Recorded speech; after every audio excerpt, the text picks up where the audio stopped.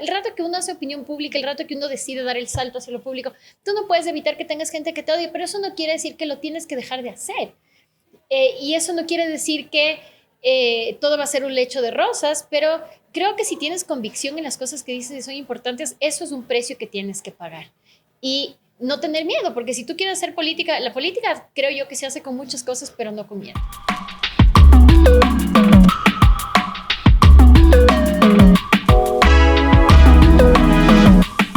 Bienvenidos todos, hoy estamos en un nuevo capítulo de Como Niña, este espacio que busca visibilizar a las mujeres de nuestro país. En esta ocasión nos acompaña Dolores Miño, ella es una abogada especialista también en derechos humanos, en derecho constitucional.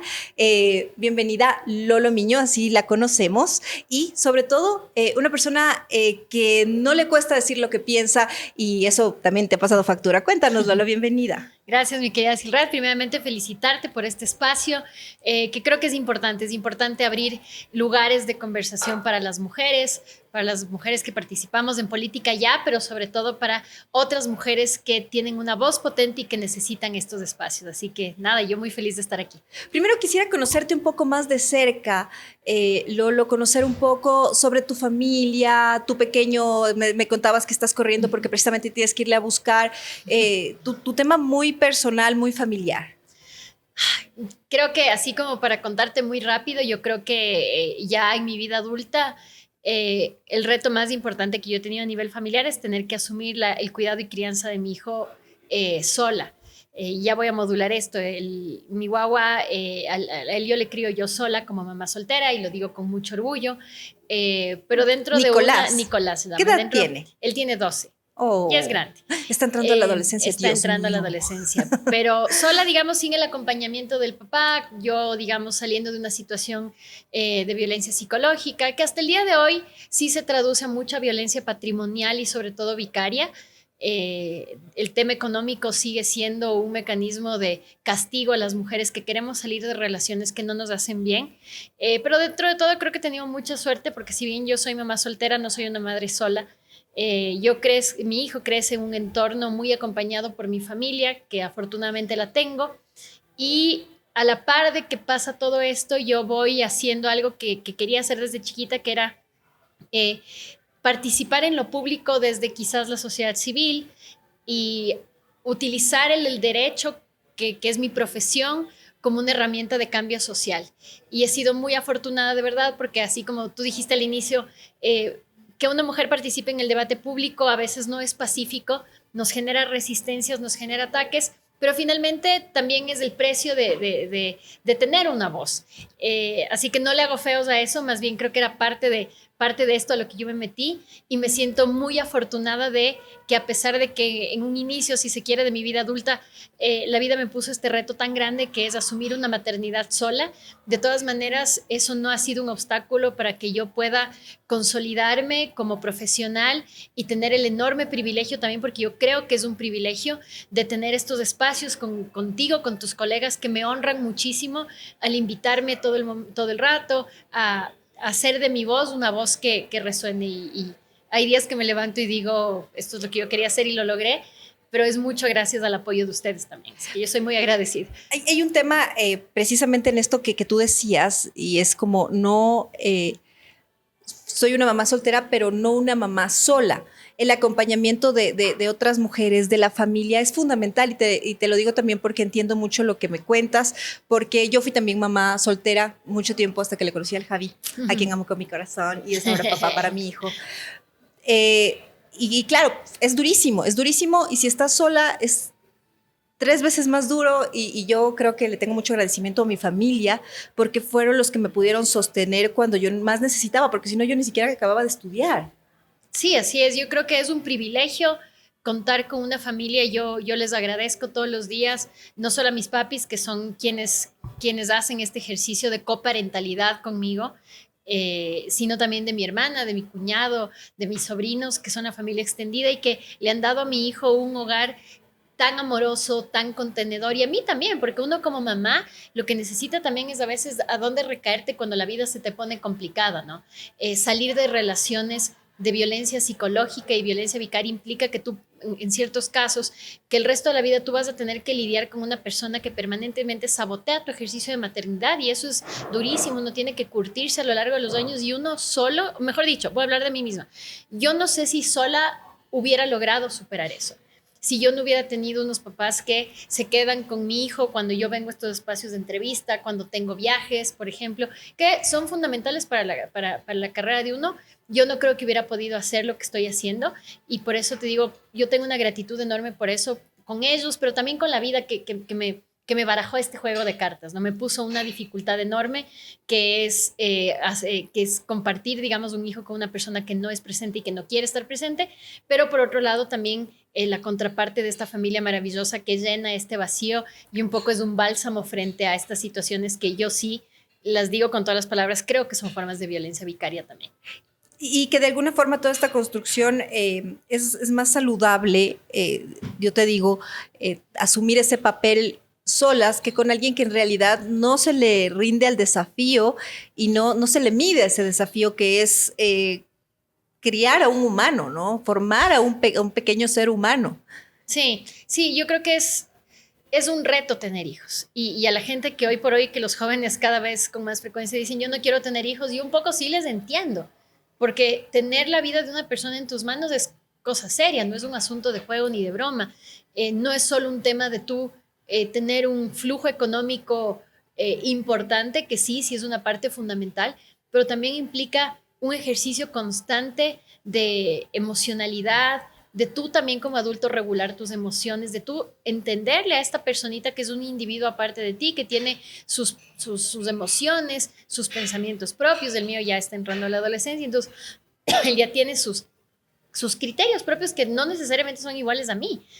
Discrepamos en un montón de cosas y eso es un trabajo diario. Este no es un trabajo que se hace cada 15 días, cuando me acuerdo, cuando me conviene, cuando me es cómodo. No es un trabajo que se hace votando una pensión alimenticia, es un trabajo del día y las horas, de ver que él sea un ser humano íntegro, pero creo que sobre todo que los niños crezcan con amor. Yo soy muy convencida de que cuando criamos nuestros hijos con amor, estos niños nacen como ciudadanos que le regalan al mundo por triplicado ese amor que han recibido y por eso es tan importante estar ahí. Y que es mejor darles de estos hogares saludables, ¿no? Muchas veces uno como mujer tenemos esa cultura de es muy difícil salir de un círculo de violencia, pero de todas maneras tenemos ese tema de, no, prefiero que se críe con el papá porque al final es su papá y generamos estos círculos, sobre todo heredados mucho de las matriarcas, de las abuelas, que es como, aunque pegue, aunque mate, marido es. Es súper heavy salir también de estos círculos, pero al final son hogares que están mejor con niños más saludables que hogares de los que hay violencia y que al final afectas al pequeño. O sea, yo pienso que salir de círculos de violencia también es un privilegio. O sea, no es algo que todas podemos hacer. Si tú eres una mujer que está en una situación económica que no te permite romper el círculo de violencia, puedes estar convencida que este lugar no es para ti, pero no vas a poder salir, especialmente si tienes hijos. Entonces, por eso es muy importante invertir en que las mujeres puedan emprender, trabajar porque las mujeres puedan tener horarios flexibles de trabajo, porque todo esto abona a tener esta tan ansiada libertad financiera que nos permite salir de los círculos de violencia cuando estos se presentan. Pero yo estoy muy consciente y yo personalmente no me atrevo a decirle a ninguna mujer, déjale, sal de tu círculo de violencia, porque mi privilegio, y yo siempre empiezo diciendo, yo soy un caso, no sé qué tan común soy, pero sí sé que soy privilegiada. Yo no puedo poner la voz cantante de cómo debería reaccionarse ante esta situación porque estoy muy consciente que hay mujeres que no tienen mi privilegio y que por ellas hay que trabajar y por ellas hay que construir, creo yo, entornos más inclusivos que les permitan precisamente romper estos círculos. En el tema laboral, Lolo, ¿qué ha sido lo más complicado, sobre todo para ti, al ir consiguiendo tus diferentes metas, ¿no? Porque ahora eres una mujer que definitivamente hace escuchar su voz, eres una mujer destacada, representas a muchas mujeres, pero ¿qué tan difícil fue lograr alcanzar estos objetivos y en la construcción de tu feminismo, porque tú eres feminista, te has denominado feminista? ¿Qué es lo que ha sido más complicado y qué es lo que te ha servido para ir en esa construcción? Sí, a ver, muchas cosas. A ver, lo primero es que yo creo que yo soy de estas feministas que se hacen feministas a fuerza de darse de frente contra el machismo. O sea, cuando yo salgo de una relación que yo, insisto, era una relación psicológicamente violenta, era una relación de manipulación, era una relación que sigue siendo hasta hoy violenta desde la perspectiva patrimonial.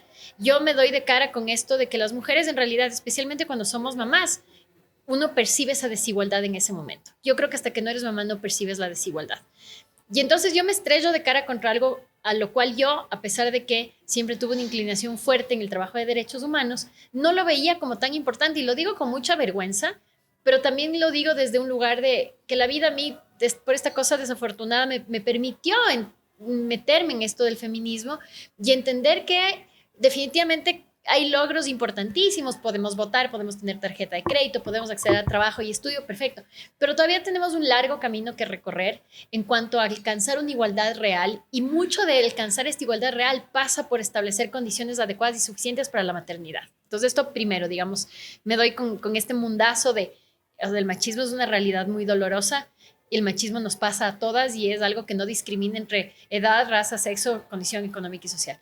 Y luego ya progresivamente, cuando yo voy, digamos, encontrando mi voz en el espacio del debate público en Ecuador, yo creo que lo más difícil es entender que con esa exposición pública llegan momentos donde si es que eres suficientemente incómoda para personas que tienen un nivel mínimo de poder, sí de verdad estás en peligro. Y si está en peligro tu familia, si estás en peligro tú como persona, si está en peligro tu imagen, que es lo más sagrado que tenemos, y esto es lo que a mí más me ha costado, y está en peligro también tu trabajo.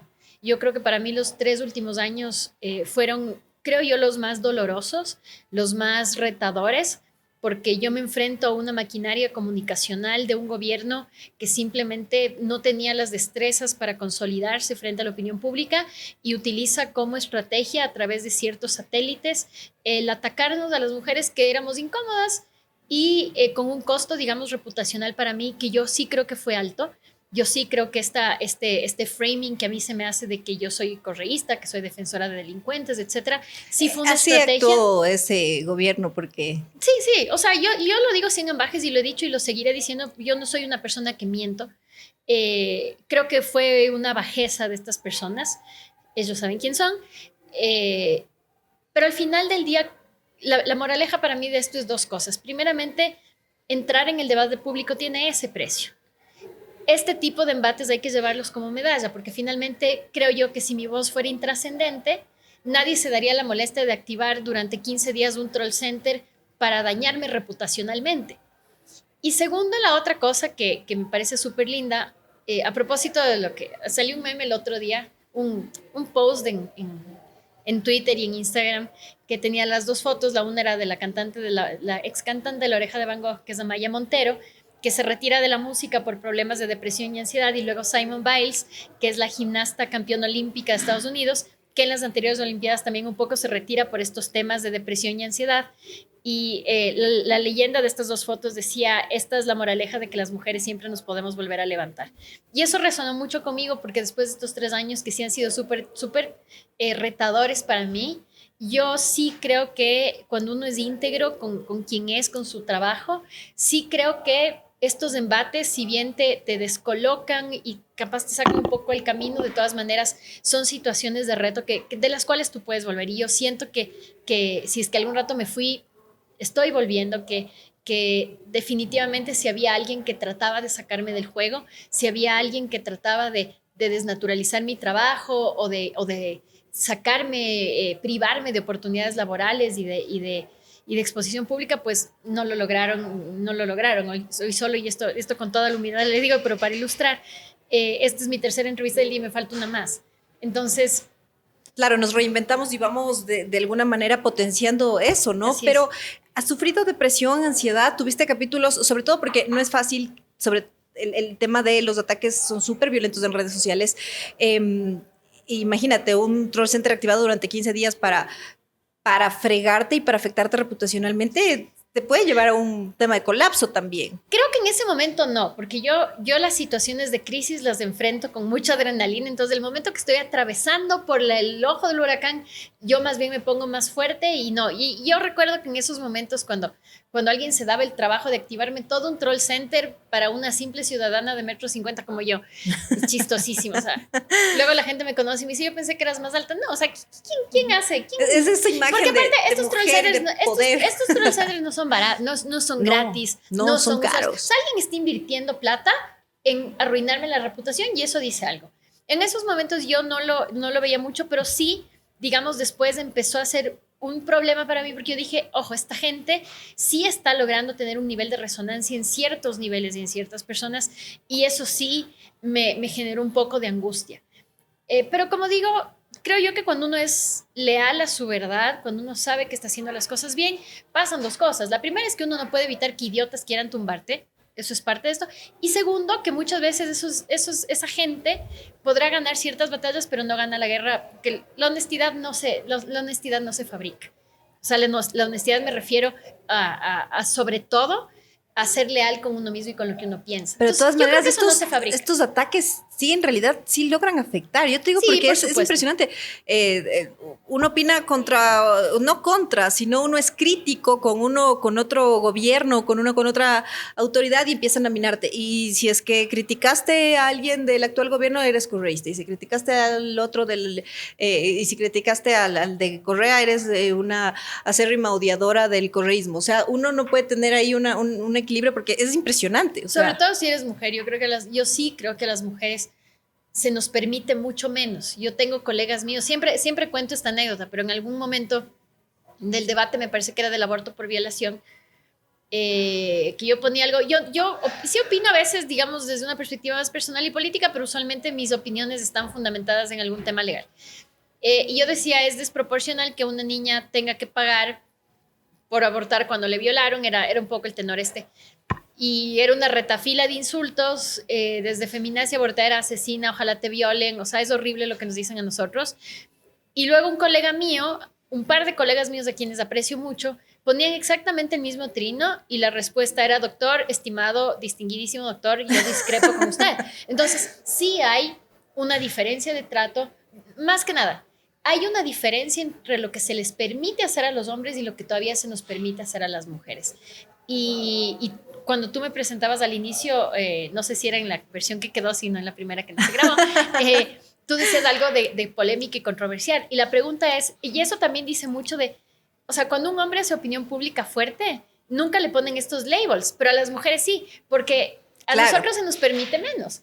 Cuando tú eres un hombre, puedes incluso utilizar tu marca a ser controversial. Hay hombres que van a los medios de comunicación pero sin cuidar las formas. Para ti no es marca, porque yo digo, o sea, a mí me conocen, yo no soy un pan de Dios y de todas maneras, de alguna forma voy haciendo una marca personal con eso. Yo creo que eso ha sido consecuencia de algo, ¿no? O sea, porque mucha gente a mí me dice, ay, lo que pasa es que es así a propósito, pues llamar a atención. Esto nunca ha sido premeditado. No debería tener que explicarlo en realidad, pero bueno, ya que estamos aquí, nunca ha sido premeditado y esto ha sido solo una consecuencia de que yo utilicé una herramienta con la cual yo me sentía cómoda para opinar. Yo siempre digo que si hubiera llegado primero TikTok y luego Twitter, yo quizás hubiera dicho no, mejor no, porque no, o sea, me siento mucho más cómoda escribiendo que hablando. Entonces fue lo que pasó, pero nunca fue una estrategia planeada, sino más bien yo tengo, desde que era bien chiquita, un compromiso profundo con la democracia. Me importa muchísimo las instituciones del país. Es una vocación en mi caso. Lo digo con mucha humildad. Entonces, eso creo que era mi móvil. Y luego, si es que mi voz resonó en algunos espacios y si a otros les causó tanto ruido, también fue una consecuencia no planificada, digamos. Yo nunca esperé que esto se descontrole de esta manera, así. Pero hablábamos a lo que llegamos y yo te decía que es complicado encontrar mujeres que realmente levanten su voz en el tema de la política, que muchas tienen mucho miedo de expresarse. Sí. Yo me acuerdo que un programa de radio que tuve hace algún tiempo, la idea era visibilizar voces de mujeres en la política, en la economía, pero había muy poquitas, no querían opinar, no querían hablar. ¿Qué es lo que les pasa a las voces de las mujeres ecuatorianas, bajo tu criterio y tu conocimiento de todo el tema de género? Lo que pasa es que yo creo que a lo que nos hicieron a mujeres como a mí y a otras más fue una suerte de castigo ejemplificante. Es decir, si tú eres una mujer que tienes voz propia y si te atreves a enfrentarte a este jerarca, patriarca de la política, este es el castigo que vas a tener. No te van a invitar a ciertos medios de comunicación, no te van a llamar a la terna para el ministerio tal y la corte tal, y básicamente en ciertos sectores del país te van a tener estigmatizada. Entonces yo creo que el miedo es legítimo y no lo culpo, porque quienes hemos un poco tratado de romper el círculo, sí hemos sufrido unos embates que yo, si viera desde lejos, diría, yo no quiero eso para mí. Yo soy crítica de esa postura de silencio o de prudencia o de que el rol de la mujer en la política tiene que ser muy sonriente o muy neutro, que no te puedes enojar mucho. Los hombres se enojan todo el tiempo. O sea, hay hombres que han llegado a altos cargos públicos como presidentes gritando. Y yo no digo que las mujeres tenemos que replicar necesariamente esas formas, pero también sí quiero visibilizar que la fortaleza en la forma de criticar las cosas no debería ser un privilegio para un género. Y si nosotros también como mujeres le hacemos el juego a este discurso de que si tú eres enérgica, automáticamente eres, digamos, no idónea, porque las mujeres que hablamos fuerte o las mujeres cuando reclamamos algo nos dicen locas. Y yo sí creo que... Histéricas. Histéricas. Yo creo que es un poco hacerle el juego a eso y por eso me parece peligroso. Pero por otro lado digo, entiendo cuál es el temor. Porque si yo viera las cosas que nos han hecho algunas de nosotros en redes sociales, yo también diría, chuta, yo no, o sea, mejor de lejitos. Hay gente que no es tan valiente. Claro, y que de alguna forma sí te cierran sobre todo los campos laborales. Y eso es súper peligroso porque es como... O sea, esta chica es crítica, ella no se va a regir específicamente a una línea específica, sino que más bien es más crítica, es más peleona de alguna forma sí. Y te fregaste, o sea, claro, te cerraste el tema laboral. Estos atributos que en los hombres son deseables, digamos, en el caso nuestro a veces nos sacan factura. Claro, ellos dicen tienen... Pero en cambio nosotras sí, como es problemática. Sí, yo creo que son unas narrativas que progresivamente se irán deconstruyendo. Pero sí creo que ser como parte de una de las primeras generaciones de mujeres, porque ya somos algunas, sí hay pocas, pero sí ya somos más, que hemos tomado un lugar en el debate público, es ser esto de la primera generación de mujeres que participan en el debate público digital, eso sí, creo que tenía que venir con algún tipo de pagar piso, como se dice por ahí, ¿no? Entonces veremos cómo desarrolla esto en el futuro. Y que el desarrollo debería ser que haya más voces críticas, más mujeres de alguna forma problemáticas para que al final se vaya como suavizando este tema y que se sigan abriendo los espacios. En Estados Unidos, a propósito de algo que dice Donald Trump, a propósito de estas mujeres políticas que le critican mucho, él se refiere a estas mujeres como insulto, les dice él nasty women, como mujeres feas. Y estas mujeres se reapropian del término y dicen, ajá, nosotros somos nasty women. Y en esta categoría está, por ejemplo, Kamala Harris, o en un momento le incluyen a Ruth Bader Ginsburg. Entonces también es el tema de reapropiarte de estos términos con los cuales te tratan de atacar. Luego vemos un personaje tuyo hablando precisamente de las redes sociales que está como enojado. ¿Siempre estás enojada o eres diferente? No, nunca estoy. La verdad solo estás enojada en X. No, es que no estoy enojada. Lo que pasa es que yo hablo así. Yo me doy cuenta que a veces escribo algo, incluso me pasa en el WhatsApp. A veces escribo algo y es porque estás brava. Es como, no estoy, yo como creo que escribo como muy así, pero no soy enojona, no soy para nada enojona. Sí, en Twitter estoy muy enojada, digamos, mayor parte, porque ahí yo elegí hablar de política y nadie que vive en este país podrá estar feliz si le sigue el ritmo a la política ecuatoriana, pero en realidad no, pero en realidad yo sí muchas veces he pensado, creo que tengo que repensar mi forma de escribir porque a veces como puedo aparentar que estoy brava y en realidad capaz es un comentario súper neutro. Tal vez es un personaje también, ¿no? Porque de todas maneras le manejas así. No, es que yo creo que de verdad se me lee, porque te digo que no solo me pasa en Twitter, me pasa cuando escribo en el WhatsApp. A veces creo que soy muy como demasiado dura cuando escribo, que si tú hablas conmigo seguramente no vas a tener esa impresión. Claro. Pero sí escribo como que muy tosco, que puede ser. Lolo, ya para ir cerrando, quisiera que un poco me digas qué es lo que le dirías, ahí tienes la pantalla, a tu niña interior, aquella niña que tenía ideas, que recuerdes un poco cuando estabas más pequeña y que le digas, lo estamos logrando, ¿qué estamos haciendo? Tal vez a esa mamá soltera que se veía con un bebé chiquito y en un momento de dificultad, ¿qué es lo que te dirías? capaz a mi niña le diría, estudia otra cosa. algo. Diseño de interiores, por favor, diseño de interiores. No, es mentira. Yo creo que, a ver, yo desde chiquita tenía este interés en la política desde bien chiquito, o sea, no era normal para una niña tan chiquita, entonces un poco sí, lo logramos en el sentido, estoy haciendo lo que yo siempre quise hacer, y a la Lolo que era yo hace 12 años, capaz le diría como, todo va a estar bien. No va a estar perfecto, pero todo va a estar bien, entonces. Y le diría eso a cualquier persona en mi situación, porque uno nunca deja de ser mamá soltera. Si encuentras otra pareja, siempre, como tienes no quiero decirle trauma, pero tienes este dolor. Pero yo creo que puede estar bien, con mucha suerte, porque todo esto es un privilegio, insisto, pero también creyendo que no es el punto final de tu historia. Si yo hubiera creído que ese era el punto final de mi historia, si yo hubiera dejado que las voces, incluso de buena fe, a veces de familia, amigos que dicen chuta por detrás, te dicen chuta, es que ya se fregó la vida, es que bueno, ya se acabó. Si yo me hubiera tragado esta historia, que es la historia del estereotipo de la mamá soltera, yo no tenía ningún referente para mí. Los referentes que yo tenía eran mamás solteras que de verdad se les había ido a pique la vida después de meter la pata, de tener los hijos. Y si yo hubiera hecho caso a esa narrativa, no estaría aquí. Así que yo lo que les diría, tanto a niñas como mujeres, chicas que estén en esta situación, es finalmente la narrativa la construyes tú. Tú decides lo que quieres ser. Si tú decides tragarte la historia de que la vida de una mujer se acaba porque es mamá soltera, pues seguramente eso vas a construir, pero quizás lo que puedes sacar de mí, que espero que no sea escribir súper duro en Twitter, es tú construye tu narrativa, tú cuentas la propia historia. Y si no hay algún personaje que tú veas y te reflejes, pues tú construyete ese mismo personaje. Y yo creo que eso sí lo pude hacer en algún momento, sí, con mucha conciencia. Yo dije, yo no voy a dejar que mi vida se acabe aquí. Y con toda la suerte y todos los privilegios y todos los astros que se me han alineado, creo que puedo estar aquí.